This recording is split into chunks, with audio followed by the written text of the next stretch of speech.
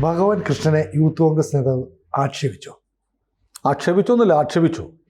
Youth കോൺഗ്രസിൻ്റെ നേതാവും കേരളത്തിലെ കോൺഗ്രസിൻ്റെ വക്താക്കളിൽ ഒരാളുമായ വക്താവെന്ന് പറഞ്ഞാൽ കോൺഗ്രസിൻ്റെ അഭിപ്രായം പറയുന്ന ആളാണല്ലേ, അല്ലേ? നാവാണ്. കോൺഗ്രസ് എന്ത് വിചാരിക്കുന്നു അതാണ് വക്താവിൻ്റെ വായിലൂടെ പുറത്തേക്ക് വരുന്നത്. ഇയാൾ ജിൻഡോ ജോൺ ചെറുപ്പക്കാരനാണ്, നല്ല സമർത്ഥമായി സംസാരിക്കുന്ന ഒരാളാണ്, തർക്കമൊന്നുമില്ല. പക്ഷേ അയാളുടെ ഉള്ളിലിരിപ്പ് പുറത്തേക്ക് വന്നു. ചാനൽ ചർച്ചയിൽ അയാൾ പറയുകയാണ്, അനാശാസ്യ പ്രവർത്തനങ്ങളിൽ ഏർപ്പെടുന്നവർക്ക് കേരളത്തിൽ ഇടുന്ന പേരാണ് ഉണ്ണികൃഷ്ണൻ എന്ന് പറഞ്ഞാൽ, ഉണ്ണികൃഷ്ണൻ എന്ന് പറഞ്ഞാൽ അസാൻമാർഗികൾക്ക് ഇടുന്ന പേരാണ്. എത്ര നീചമായ പ്രയോഗമാണ്!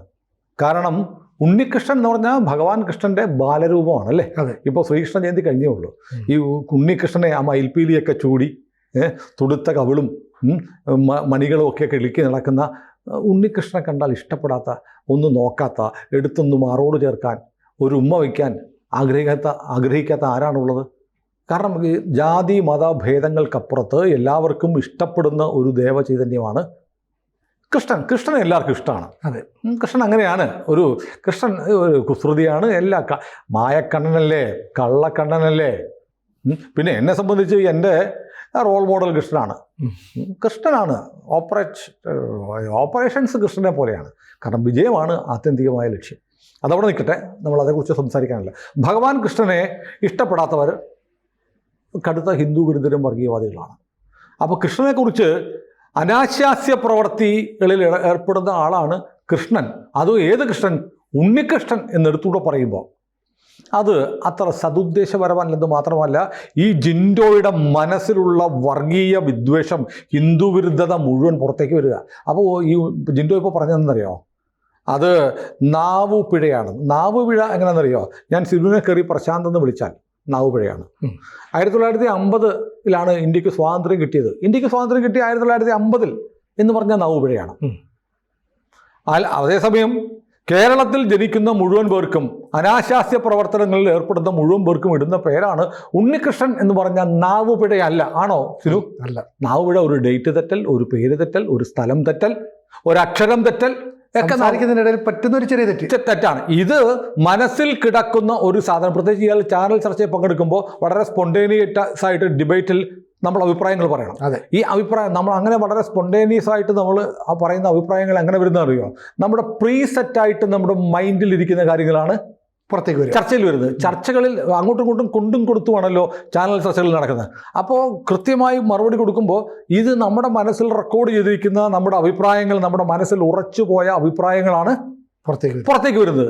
അതല്ല നമ്മളിത് പറയുന്ന പോലെ സംസാരിക്കുമ്പോൾ ചിലപ്പോൾ അമേരിക്ക എന്ന് പറയുന്നതിന് പകരം റഷ്യ എന്നായി മാറിപ്പോവാം. പലപ്പോഴും സംഭവിക്കാറുണ്ട്. നമ്മുടെ ഒരുപാട് പ്രേക്ഷകർ പറയും, നിങ്ങൾ പറയുമ്പോൾ ആ ഡേറ്റ് മാറിപ്പോയി, സ്ഥലം മാറിപ്പോയി, ഇസ്രയേലിന് പകരം ഇറാൻ നമ്മൾ പറഞ്ഞിട്ടുണ്ട്. പക്ഷേ കേൾക്കുന്ന പ്രേക്ഷകർക്കറിയാം പറയുന്നത് ഉദ്ദേശിച്ചത് ഇസ്രയേലിൽ തന്നെയാണ്. പറഞ്ഞപ്പോൾ ഇറാനായിപ്പോയി. അതുകൊണ്ട് ഇറാൻ ഇസ്രയേലിനെ ആക്രമിച്ചു, ചിലപ്പോൾ ഇസ്രയേലിനെ ഇറാൻ ആക്രമിച്ചു എന്നൊക്കെ ചിലപ്പോൾ മാറിപ്പോവാം. അതൊക്കെയാണ് നാവുപിഴ. പക്ഷേ അനാശാസ്യ പ്രവർത്തനങ്ങളിൽ ഏർപ്പെടുന്നവർക്ക് കേരളത്തിൽ പരക്കെ ഇടുന്ന പേരാണ് ഉണ്ണികൃഷ്ണൻ എന്ന് പറഞ്ഞാൽ അത് ആയിരക്കണക്കിന് വരുന്ന, ലക്ഷക്കണക്കിന് വരുന്ന കൃഷ്ണഭക്തരെ ആക്ഷേപിക്കലാണ്. ഭഗവാൻ കൃഷ്ണൻ എന്ന് പറഞ്ഞാൽ അനാശാസ്യ പ്രവർത്തനത്തിൽ, ഉണ്ണികൃഷ്ണൻ അനാശാസ്യ പ്രവർത്തനത്തിൽ ഏർപ്പെടുന്ന ആളാണ് എന്ന് പറയാൻ നാവ് വളച്ച ഈ ജിൻഡോ ജോൺ എന്ന് പറയുന്ന ചങ്ങായി അടുത്ത തെരഞ്ഞെടുപ്പിൽ മിക്കവാറും ഒരു കുപ്പായം ധരിച്ച് സ്ഥാനാർത്ഥിയായി വരാൻ സാധ്യതയുണ്ട്. കേരളത്തിലെ ഹിന്ദുക്കൾ ഓർത്തിരിക്കണം. കാരണം ഇവൻ്റെയൊക്കെ മനസ്സിൽ കൊടും വിഷം കിടക്കുകയാണ്. ഈ ആരെങ്കിലും അറിയാതെ ഇതുപോലെ യേശുദേവനെ കുറിച്ചെന്ന് പറഞ്ഞാലോ? പറയാൻ എന്തൊക്കെയുണ്ട്. ഈ രാജ്യത്ത് കലാപം ഉണ്ടാവും, അല്ലേ? അതെ. അപ്പോൾ ഇയാൾക്ക് നാവുപിഴ എന്ന് പറഞ്ഞ് രക്ഷപ്പെടാൻ നോക്കുകയാണ്. ഇപ്പോൾ ആരാണ്ടോ ഈ KPCC അധ്യക്ഷനായ സണ്ണി ജോസഫിനോട് ചോദിച്ചു, ഞാനിത് അറിഞ്ഞിട്ടില്ല എന്ന് പറയുന്നത്. അറിയില്ല. സണ്ണി ജോസഫ് അറിയത്തില്ല, സതീശൻ അറിയത്തില്ല. സതീശനൊക്കെ സന്തോഷമാണ്. ഇങ്ങനെയൊക്കെ അനാശാസ്യ പ്രവർത്തനങ്ങളിൽ ഏർപ്പെടുന്ന ആളാണ് ഉണ്ണികൃഷ്ണൻ എന്നൊക്കെ പറയുമ്പോൾ ചിലപ്പോൾ സുഡാപ്പികൾക്ക് സന്തോഷം വരുമായിരിക്കും. കാരണം കേരളത്തിലെ ക്രൈസ്തവരിൽ ഒരു വിഭാഗം ആളുകൾക്ക് കടുത്ത ഹിന്ദു വിരോധമുള്ള ഒരു ചെറിയ വിഭാഗമുണ്ട്. അവർക്ക് ഹിന്ദുക്കളെ കണ്ടുകൂടാ. നമ്മൾ ഈ സുഡാപ്പികൾക്ക് മാത്രമേ ഈ രോഗമുള്ളൂ എന്ന് കരുതുന്നത് തെറ്റാണ്. ക്രൈസ്തവരിൽ ഒരു വിഭാഗത്തിന് കടുത്ത ഹിന്ദു വിരോധമുള്ളവരുണ്ട്. ഇല്ല എന്ന് ക്രൈസ്തവ സുഹൃത്തുക്കൾ പറയരുത്, ഉണ്ട്. ഇപ്പോൾ കഴിഞ്ഞ ദിവസം നമ്മൾ സംഭവം പറഞ്ഞപ്പോൾ ഒരാൾ എന്നോട് പറഞ്ഞു, നമ്മുടെ പുറത്ത് ജോലി ചെയ്യുകയാണ്. ജോലി ചെയ്യുമ്പോഴത്തേക്ക് അവിടെ ഒരു സ്ഥാപനത്തിൽ ഒഴിവുണ്ടെന്നറിഞ്ഞ് 2 പേർ ചെന്നു. ഒരാൾ മുസ്ലിമും ഒരാൾ ഹിന്ദുവായിരുന്നു. അവിടെ ചെന്ന് കഴിഞ്ഞപ്പോഴത്തേക്ക് ഹിന്ദു ആയിരുന്ന ആളോട് പറഞ്ഞു, ഇല്ല ജോലിയില്ല എന്ന് പറഞ്ഞു. മുസ്ലിമിന് ജോലി കൊടുത്തു. അപ്പോൾ നമ്മൾ ഓർക്കും ഗൾഫ് രാജ്യത്താണേ ആ ജോലി കൊടുത്ത ആൾ മുസ്ലിമാണെന്ന് ഓർക്കും. അല്ല, ക്രിസ്ത്യാനിയായിരുന്നു. അത് കഴിഞ്ഞ് ഈ കൂട്ടുകാരിൽ ആദ്യത്തെ ആൾ തിരിച്ചു പോന്നു. പിന്നെയാണ് രണ്ടാമത് ആളറിയുന്നതിന് കൂടെ പോയ രണ്ടാമന് കിട്ടി. ഇത് വേറൊരു സുഹൃത്തിനോട് ഈ ഹിന്ദുവായ ആൾ പറഞ്ഞു, ഞാൻ അവിടെ ചെന്നപ്പോൾ ഞങ്ങൾ രണ്ടുപേരും ഒന്നിച്ചു പോയി. ആദ്യം ഇൻ്റർവ്യൂവിന് പോയി ഞാനാണ്. ഇവനേക്കാളും ഈ ജോലിക്ക് എക്സ്പീരിയൻസ് ഉള്ളത് എനിക്കാണ്, വളരെ മുമ്പേ ചെയ്തതാണ്. അപ്പോൾ എന്നോട് വേണ്ട എന്ന് പറഞ്ഞു. പക്ഷേ ആ മുസ്ലിമിനെ എടുത്തു. അപ്പോൾ ഈ പറഞ്ഞ ആൾ പറയാണ്, എടേ ഇതേ അനുഭവം എനിക്കും ഉണ്ടായി. ഞാൻ പോയത് ഒരു ക്രൈസ്തവ സുഹൃത്തിൻ്റെ കൂടെയാണ് പോയത്. അന്ന് ക്രിസ്ത്യാനി എടുത്തു, ഹിന്ദുവിനെ പറഞ്ഞു വിട്ടു. അന്ന് മുതലാളിയായിരുന്നു. അന്നും ഇതേ ആൾ തന്നെയായിരുന്നു. ഇതേ സെയിം പേഴ്സൺ അപ്പോയിൻറ്റിങ് അതോറിറ്റിയാണ്. അപ്പോൾ ഇതിനുള്ളിൽ എങ്ങനെയാണെന്നറിയോ, പിന്നെ എന്നെ കാനഡയിൽ നിന്ന് ഒരാൾ വിളിച്ചു.